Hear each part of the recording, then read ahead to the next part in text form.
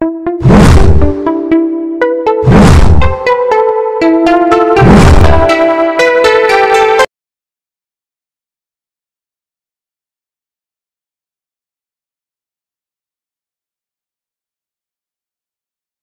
आप इसको समझिए क्या है। ये इफ एल्स स्टेटमेंट जो है वो ये भी इफ स्टेटमेंट की तरह है, लेकिन इफ स्टेटमेंट में क्या था, कंडीशन ट्रू होगा तो वो हमारा काम करता था स्टेटमेंट, और फॉल्स होता था तो नीचे वाला स्टेटमेंट एग्जीक्यूट करता था। लेकिन अब नहीं, अब अगर हम लोग क्या करेंगे कि अगर इफ यहाँ पर एक्सप्रेशन जो है टेक्स्ट एक्सप्रेशन अगर ये सही होगा तो ये यस कंडीशन में काम करेगा, और अगर फॉल्स होगा तो ये नो कंडीशन काम करेगा। अगर फॉल्स हुआ तो स्टेटमेंट ब्लॉक 2 एग्जीक्यूट करेगा, अगर टेस्ट एक्सप्रेशन ट्रू हुआ तो स्टेटमेंट ब्लॉक 1 करेगा। ठीक है, यहाँ भी वही फ्लो चार्ट है इसका। टेस्ट एक्सप्रेशन की जगह पे यहाँ पे अगर लिख दे यहाँ पे is A is greater than B, अगर ए बी से बड़ा है तो सही क्या होगा, तो हम लोग यहाँ पर क्या करेंगे, हम लोग फ्लो चार्ट में पढ़े भी हैं, इससे पहले लिखेंगे प्रिंट ए, और नहीं तो फॉल्स में क्या होगा प्रिंट बी। अगर ए बी से बड़ा है सही है तो ए बड़ा होगा, नहीं तो बी बड़ा होगा। उसके बाद नीचे वाला स्टेटमेंट एग्जीक्यूट करेगा। ठीक है ना, तो यही हमारा इफ एल्स है। इफ में क्या था, सिर्फ हम लोग एक कंडीशन को चेक करते थे, उसके बाद नीचे वाले स्टेटमेंट को एग्जीक्यूट करते थे। नहीं, अब इसमें क्या करना है, हम दो पार्ट में स्टेटमेंट को बांटेंगे, एक सही दूसरा गलत, है ना।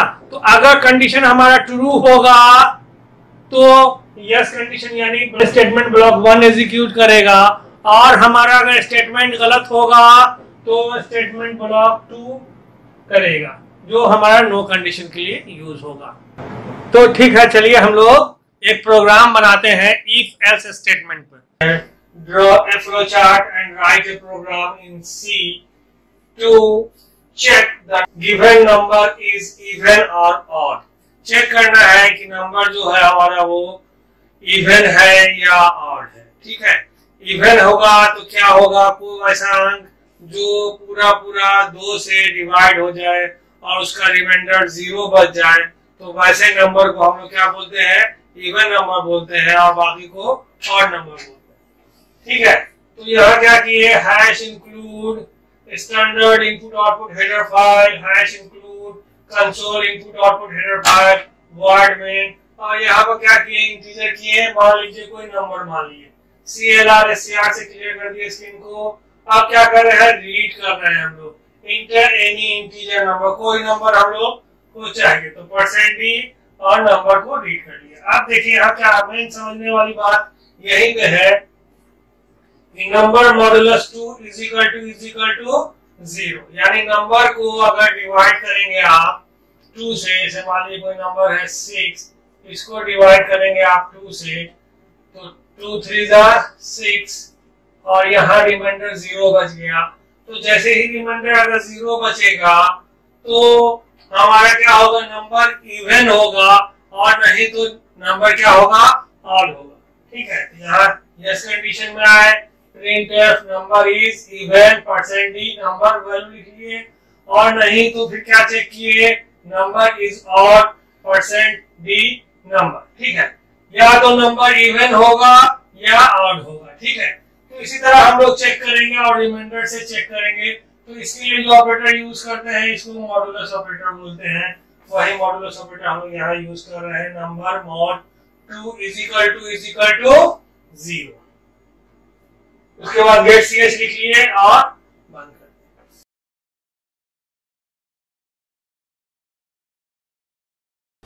अब इसको समझिए क्या हो रहा है, ये सी लैंग्वेज में हम लोग इफ एल्स पढ़ चुके हैं, अब इफ एल्स इफ पढ़ रहे हैं। ठीक है, तो इफ एल्स इफ में क्या होगा कि इसमें एक से अधिक कंडीशन को चेक करेंगे। जैसे टेस्ट एक्सप्रेशन मान लीजिए बूलियन एक्सप्रेशन है हमारा, तो अगर ये ट्रू हुआ तो ये ब्लॉक स्टेटमेंट 1 को एग्जीक्यूट करेगा, और फिर अगर ये ट्रू नहीं यानी फॉल्स हुआ तो इसमें क्या होगा, फिर दूसरा इफ टेस्ट एक्सप्रेशन 2 को करेगा चेक। अगर ये चेक सही हुआ यानी ट्रू हुआ तो ये स्टेटमेंट ब्लॉक 2 करेगा। इसी तरह सब स्टेटमेंट को चेक करता चला जाएगा। ठीक है, डॉट डॉट डॉट एन तक किए हैं हम लोग। तो अब लास्ट वाला क्या होगा, if text expression and check करेगा तो स्टेटमेंट ब्लॉक एन होगा। और अगर ये ब्लॉक जो एल्स पार्ट हम लोग कर रहे हैं यहाँ से, ये सब एल्स पार्ट अगर कंप्लीट होने के बाद यहाँ से जो इफ चेक हो रहा है, ये सब चेक होने के बाद अगर नहीं हुआ तो ये वाला एल्स करेगा स्टेटमेंट ब्लॉक एक्स और उसके बाद स्टेटमेंट वाई को एग्जीक्यूट करेगा। यहाँ भी देखिए दिखाया गया है फ्लो चार्ट में भी कि टेक्स्ट एक्सप्रेशन अगर ट्रू है तो ब्लॉक 1 के बाद सीधे स्टेटमेंट वाई को एग्जीक्यूट कर रहा है ना। अगर फॉल्स है तो टेक्स्ट एक्सप्रेशन 2 को चेक करेंगे। अगर टेक्स्ट एक्सप्रेशन 2 भी अगर सही है तो स्टेटमेंट ब्लॉक 2 को करेंगे और उसके बाद स्टेटमेंट वाई पा रहा है। ठीक है, अगर फॉल्स हो गया तो स्टेटमेंट ब्लॉक एक्स यानी ये लास्ट वाला यानी एल्स जो हम लोग यूज कर रहे हैं इसको चेक करेगा, एग्जीक्यूट करेगा और उसके बाद हम लोग स्टेटमेंट वाई को एग्जीक्यूट कर लेंगे।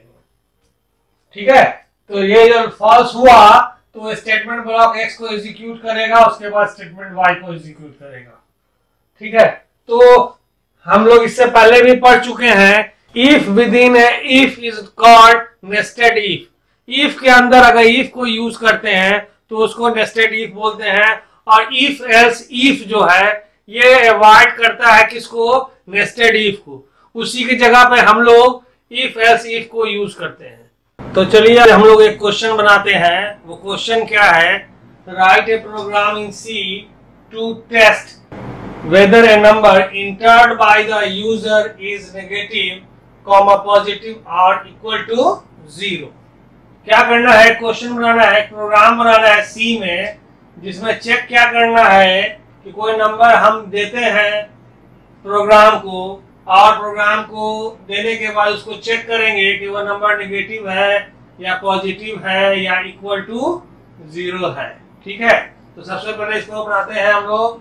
क्या करें, सॉल्यूशन लिखते हैं hash include stdio dot h hash include conio dot h void main। इतना तो हम लोग हर बार लिखते हैं, कोई भी प्रोग्राम बनाते हैं, इसको हम लोग पहले भी डिस्कस कर चुके हैं। ठीक है, तो अब क्या करेंगे, इंटीजर ले लेते हैं नंबर को, तो लिखते हैं int नंबर। ठीक है, उसके बाद लिखेंगे CLR SCR सेमीकोलन, उसके बाद लिखेंगे print f enter the number \n inverted comma बंद और सेमीकोलन। यहाँ पर स्कैन f %d % नंबर। तो ये हमारा क्या हो गया, ये हमारा रीड हो गया नंबर। कोई भी नंबर अब हम लोग दे रहे हैं कंप्यूटर को और प्रोग्राम को और चेक करने के लिए कि अब ये नंबर क्या है, नेगेटिव है या पॉजिटिव है या 0 है।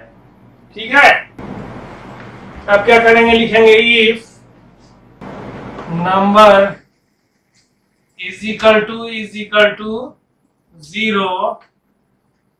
अगर नंबर 0 के बराबर है तो क्या करेंगे, यहां पर लिखेंगे print f number is equal to 0 semicolon.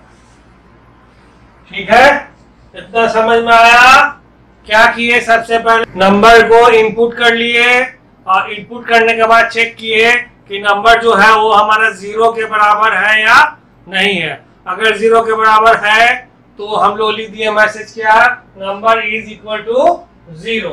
उसके बाद लिखेंगे एल्स इफ, फिर कंडीशन लगा दिए एल्स इफ का। ठीक है, उसके बाद लिखे नंबर इज ग्रेटर देन 0 ठीक है। अगर नंबर 0 से बड़ा है तब क्या होगा, प्रिंट एफ लिखेंगे, print F number is positive, backslash N, और ये कर्ली ब्रैकेट बंद हो गया। अब इसका एल्स लिखेंगे, इफ, इसका एल्स लिखेंगे, इसका इफ का एल्स हो गया, और फिर इफ बना रहे हैं इसका एल्स लिखेंगे, तो एल्स में क्या होगा, एल्स नंबर इज नेगेटिव, क्योंकि आप चेक करने की हमको जरूरत नहीं है, तो print F number is negative,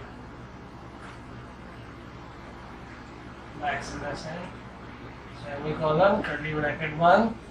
ठीक है, अब सबका कर्ली ब्रैकेट चेक कीजिए, इसका शुरू किए बंद कर दिए, इसका शुरू किए बंद कर दिए, और इसका शुरू किया और इसको बंद कर दिए। तो आप क्या करना है, गेट सी एच लिखेंगे, गेट सी एच और कर्ली ब्रैकेट बंद कर देंगे। ठीक है, तो अब इसका भी बंद हो गया हमारा, और गेट सी एच तो हम आपको ऑलरेडी बता चुके हैं बहुत बार। गेट सी एच क्या करता है, गेट में लीजिए, सेट में कैरेक्टर, जब तक कि कोई कैरेक्टर आप प्रेस नहीं करेंगे ये हमारा स्क्रीन आगे नहीं बढ़ेगा। ठीक है, तो अब क्या किए, समझ में आई बात। सबसे पहले नंबर को इंटर किए, फिर उसको चेक किए कि 0 के बराबर है या नहीं है। अगर 0 के बराबर हो गया तो नंबर इक्वल टू 0 हो गया, और अगर नहीं हुआ तो एल्स इफ यूज किया, फिर चेक किए नंबर इज ग्रेटर देन 0। अगर नंबर 0 के से बड़ा है तो नंबर क्या होगा, पॉजिटिव होगा, नहीं तो नंबर इज नेगेटिव। गेट सी एच कर दिए, रोक दिए स्क्रीन को, और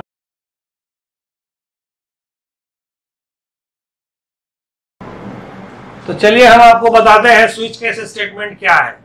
ये अगर हम लोगों को एक से अधिक स्टेटमेंट को एग्जीक्यूट कराना है, कैसे, एक ही वेरिएबल का वैल्यू अगर अलग अलग हो तो हम लोग उसको कैसे कंपैरिजन में चेक करेंगे, जैसे इफ एल्स स्टेटमेंट में यूज करते थे, उस तरह चेक करने के बाद स्टेटमेंट को एग्जीक्यूट कराएंगे।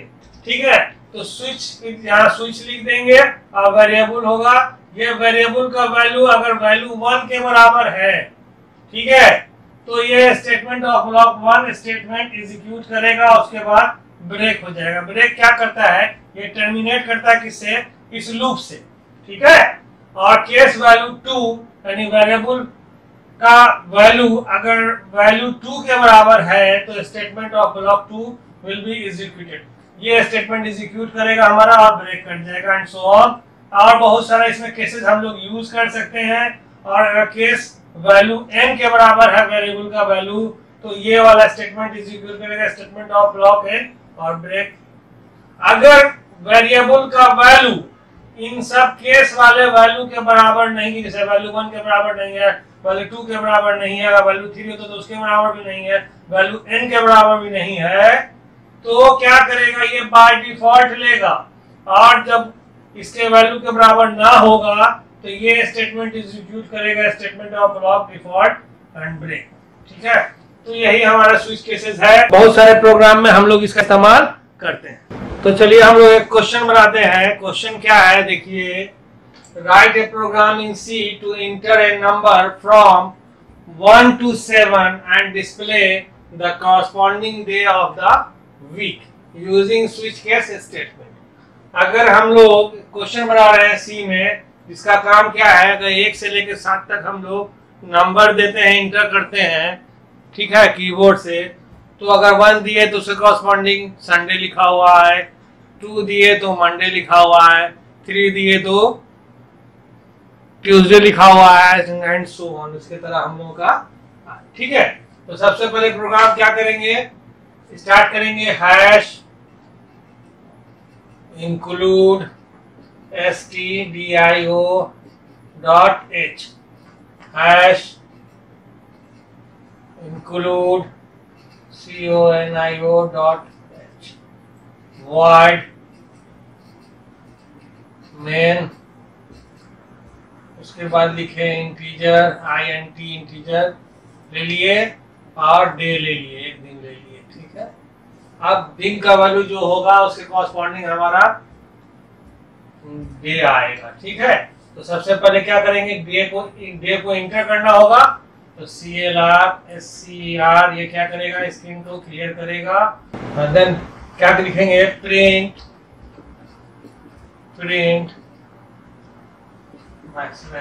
Inter any number from 1 to 7 vaccination. ठीक है, उसके बाद लिखेंगे स्कैन F %D % D। ठीक, रीड हो गया डे। अब रीड के बाद हम लोग इसमें इसका इस्तेमाल करेंगे। तो स्विच लिखेंगे, स्विच ITCH स्विच डे, क्योंकि हम लोग डे ही का कैलकुलेशन कर रहे हैं।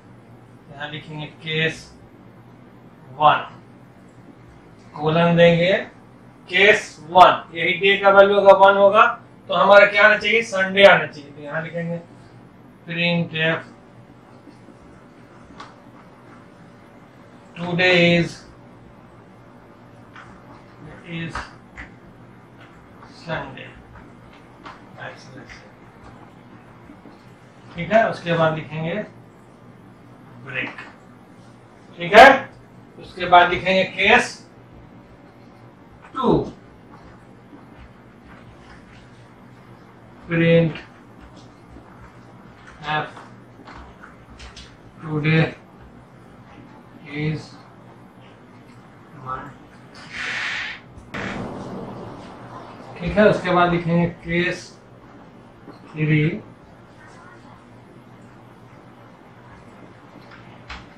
Print F today is Tuesday.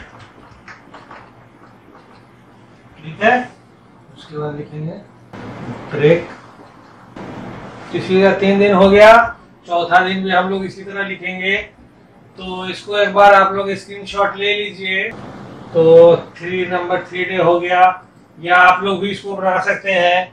ठीक है, डॉट डॉट डॉट करके, चलिए हम ही बना देते हैं, है ना। तो 3 हो गया, अब है यहाँ लिखते हैं, बेहतर होगा इस तरह लिखते हैं।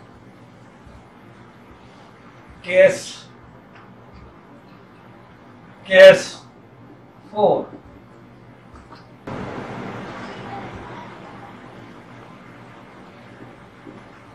Print F today is Wednesday. ठीक है, उसके बाद लिखेंगे ब्रेक। उसके बाद case 5 print F today is Thursday. उसके बाद लिखेंगे ब्रेक।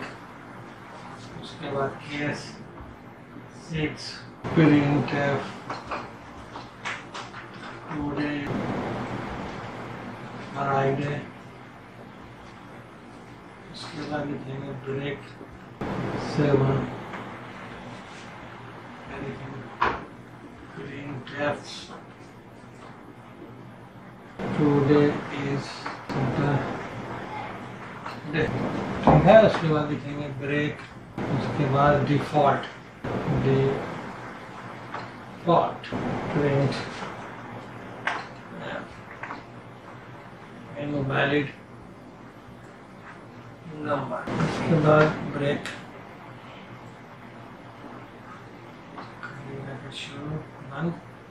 एक क्वेश्चन देखिए हमारा क्या है, फिर से समझ लेते हैं इसको हम लोग। Write a program in C to enter number from 1 to 7। क्या करना है, एक प्रोग्राम लिखना है सी में। क्या करना है, 1 से 7 तक नंबर को एंट्री करना है, उसके कॉरस्पॉन्ड उस दिन क्या है। ठीक है, तो सबसे पहले क्या किए, ये लाइन तो लिखते ही हम लोग बहुत बार डिस्कस कर चुके हैं। ठीक है, integer day CLR SCR clear करेगा स्क्रीन को। प्रिंट एफ क्या करेगा, प्रिंट एफ करेगा क्या, ये लाइन को प्रिंट कर देगा, लिखा हुआ मैसेज आएगा inter any number from 1 to 7। ठीक है, उसका स्कैनएफ से रीड कर लिए डे को, और स्विच में हम लोग डे का वैल्यू इंटर जो कर रहे हैं वो यहाँ पे आएगा। अगर जो इंटर किए, मान लीजिए हम लोग इंटर किए 2, तो ये क्या आएगा, इसे 2 आ गया डे का वैल्यू, तो केस 2 में आ जाएगा और ये वाला लाइन हमारा प्रिंट करेगा टुडे इज मंडे, और उसके बाद ये लूप से बाहर हो जाएगा। ठीक है, और इसी तरह का मान लीजिए हम लोग इंटर किए 7, तो ये आएगा प्रिंट टुडे इज सैटरडे, और ब्रेक होके बाहर आ जाएगा। अगर हम लोग 1 से लेके 7 के अलावा कोई नंबर देते हैं, जैसे मान लीजिए 10 देते, तो ये वो लिखेगा बाय डिफॉल्ट, क्योंकि इसमें 1 से लेके 7 तक है। तो 7 के अलावा अगर कोई भी नंबर हम लोग देते हैं, जैसे 8 दे दिया या 9 दे दिया या 10 दे दिया या कोई भी नंबर दे दिया जो 1 से लेके 7 के बीच में नहीं है, तो ये बाय डिफॉल्ट जो लिखा हुआ है प्रिंट इनवैलिड नंबर, यही प्रिंट करेगा और ब्लॉक से बाहर हो जाएगा।